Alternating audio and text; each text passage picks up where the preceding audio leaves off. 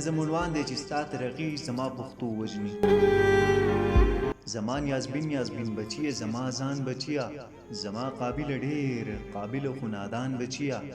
منم چې تا ډېرې ترخې د ژوندانه ولیدې، منم چې تا لوړې ژورې زده کړې لوی شولې، خو دا هم منم چې نوکر شولې تنخوا دې وشوه، پیسې به مور ته راوړې برخه د دعا دې وشوه. دا هم منم چې نوکر شولې تنخوا دې وشوه، پیسې به مور ته راوړې برخه د دعا دې وشوه. خدا مې واورې نادان زما ځان بچیه، دغې یوې نوکرۍ دغې خوشحالۍ دپاره تا د خپل چم ګاونډ د خلکو د سیالۍ دپاره قتل د خپلو ډېرو خوشحالو وکړلو، تا د خپل کلي نه په زوره مسافر کړلو ځان، تا د خپل کلي نه په زوره مسافر کړلو ځان. دا ترقي د ترقي به ته اوس دې ته وایي چې د موټر او بنګله وشوله روزګار دې وشو. نه نادانه ترقي او خوشحالي دا نه ده، ته په مطلب د خپلواکۍ لا رسېدلی نه یې، تا لا خواږه د خپل مرضۍ هډو خوړلي نه دي. نه نادانه ترقي او خوشحالي دا نه ده، ته په مطلب د خپلواکۍ لا رسېدلی نه یې، تا لا خواږه د خپل مرضۍ هډو خوړلي نه دي.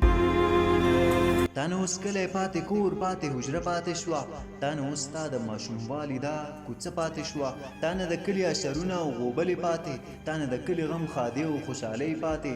ته به د بل د اختیار لاندې زندګي تېروې، د چا په غم به هم ته کلي ته په وخت رانشې، د چا د قبر په خدمت کې به هېڅ لاس ونه کړې، د جنازې کټ ته د چا به هم اوږه ورنه کړې، د چا حجره کې به یو جام اوبه ونه ګرځوې، د چا حجره کې به یو جام اوبه ونه ګرځوې. د چم ګاونډ غم او ښادۍ ته چې راونه رسې، ما ته به ځان په شته اولاد کې بې اولاده ښکاري.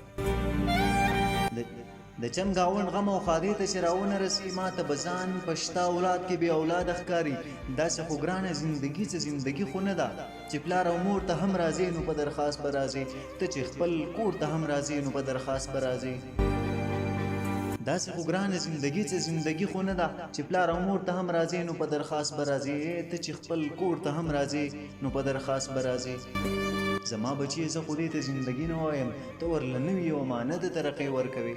که ترقي دا وي نو زه دې ته ترقي نه وایم، که ترقي دا وي نو زه دې ته ترقي نه وایم.